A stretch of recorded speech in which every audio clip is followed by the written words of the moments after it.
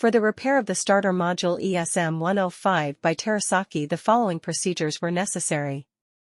Replacement of various electronic components and general cleanup of the unit.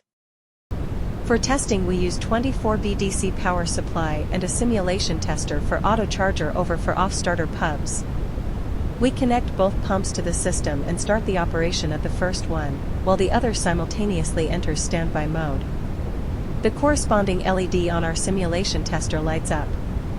When we simulate a failure of the active pump, the standby pump automatically activates.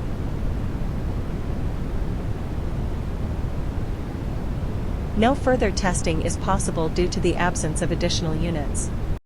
It is now clear that the starter module ESM-105 by Terasaki are working successfully and are ready to be delivered to the client.